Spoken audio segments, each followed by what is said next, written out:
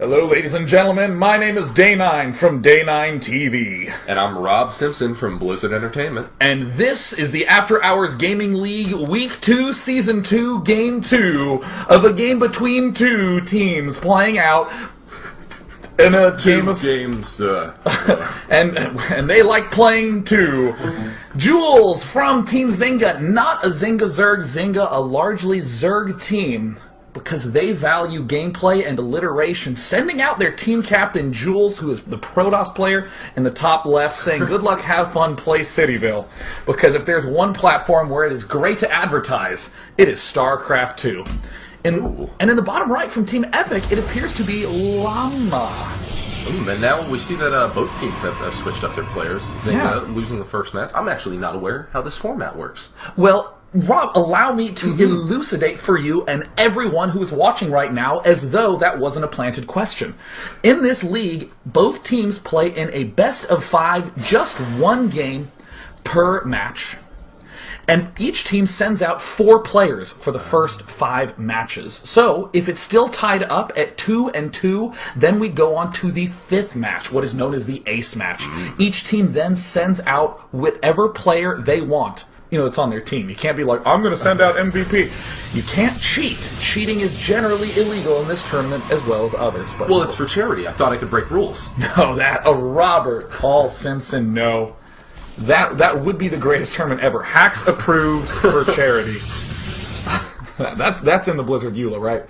But yeah, on the 5th game, they send out the ace player to decide who will win the series 3-2. But right now, we have Team Epic up 1-0 against the second-place team from last season. Right now, we have Llama doing a little poke and scout around. And I was wondering what your thoughts are and how these players will likely be playing out this Protoss versus Protoss matchup. I hope, well, actually, I guess I'm just going to say, I expect 2 4-gates. You expect 2 4-gates, Robert? Yeah, absolutely. Do you not? Well, I'm hoping. Spider Sense tells me. Said expect. Oh, okay. Well, we're already seeing that the energy's very low on Jules' Nexus. Llama almost certainly aware of that, unless he's one of those players that... But is it intentionally low is the question. That is true. He may have over-chrono boosted. Meanwhile, in the main base, Llama has saved up quite a good bit of chrono boost, but look at this, in Assimilator. Oh, a double Assimilator really early. Man, so maybe we could see some interesting play out of... That's not low. Oh, wow. Both of them have 2 Assimilators. Well, but unfortunately for Jules, one of the Assimilators in his base is property of Llama. It looks like Llama wants to steal that one Assimilator to try to get a huge gas lead. I would generally expect Llama to be going for some sort of Blink Stalker play by getting his own gas early and stealing his opponent's gas. He's claiming that he wants to win via gas. It would not make a lot of sense to take your geyser, steal a geyser, and then go 4-gate Zealot, warp in, all in. But you never know. Right, well, you're also... Another reason to be a little bit curious about what Llama's doing is that he does only currently have 1 probe on that second Assimilator as well, so he's not exactly fully... Oh, man, and of course when we're not watching. Sneaking him in one at a time. Looks like Llama is aware that any sort of early pressure is always a significant threat. We see Jules opening with what is commonly called the 3-stalker opening.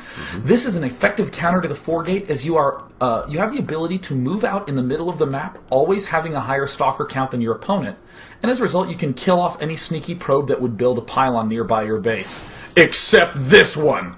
Oh my god, is that one of... Stole gas from his geyser in his opponent's base. Unbelievable. Oh, yes, he did. Coming to the total of only 2,496 gas remaining. That's going to be terrible if it gets to a 1 hour, 30-minute game where he just needed a little bit of extra gas. And it looks like 4 gas. Llama, interestingly, is trying to trap this stalk. Oh, no. Oh, Jules gets to waltz right in. Sees the sentry, double sentry play by Llama, and Llama now has to pull back, has to be really careful not to lose that sentry. Losing sentries in this matchup is so huge, and he does end up losing it. If I were him, I would have thrown down a force field just anywhere. In the meantime, it looks like Jules is going for a very delayed 4-gate, but a very nicely timed 4-gate nonetheless, now trying to pick off that gas geyser. In the unit station, does have 22 workers trying to push up to the high ground.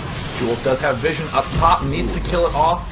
Will he be able to get it up in time? And it looks like unless he... Now, Jules is in a really nice so position. Close. Yeah, this is going to be super tough for Llama to recover from because, well, Jules actually hasn't began working in his first, and there it is. There's that first round warp, and if he can throw down the force field, he'll be in good shape. He does manage to pick it off, but as long as he doesn't get that warping up on the high ground, he's going to be just fine. He needs to get another sentry ASAP, though. There's the gateway. Oh, no. Oh, no. Oh, the gateway. The late warping might be his downfall, and there he is moving up to the high ground, and Zealot's warping from behind. And now as these Zealots get in, they are going to be able to chase back those Stalkers, thus giving Jules' Stalkers plenty of time to get in and hone in on the rest of Llama's army. Now Llama is going to be stuck between a rock and a hard place here, coming in. All of those Zealots quickly getting in, able to finish off Llama's Zealots and continuing to pursue the Stalkers. Zealots on Stalkers hurt. But this is a very nice little control here by Llama, pulling back to the backside, sniping off that weakened Zealot. And Jules is going to have to rely on having a huge amount of warp and pressure, because right now Llama is still slowly getting more and more ahead in the gas. If Llama, by some miracle, can manage to stay alive in the midst of this fight, then he'll be able to get Blink and begin doing a lot of damage. That is so bold, getting Blink in the middle of the battle. Holy, oh my gosh, that's like in the movie 2012 when they're running from the catastrophe. He still stops by the gas station because he's confident he has time. Plenty of time. I mean, it's totally fine, clearly. Oh, man, and now he's continuing to lose units. He's also not... Oh, and there goes the Chrono Boost. But this is going to be really tough for Llama to recover from. Right now, it looks like Jules still has... the probe pull, and there's all 26 probes going out to do battle. But unfortunately, Jules is pulling back very, very far to the ramp where his warpin's located, so Llama's getting no mining time at all. Man, we really saw just how well Jules can capitalize on that early sentry play.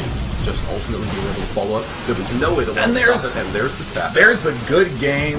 And puts it at 1-1. In a very stylish display of skill, we see now that the Zynga team, with the help of their captain who was able to mark an epic win in last season's finals, ties the series.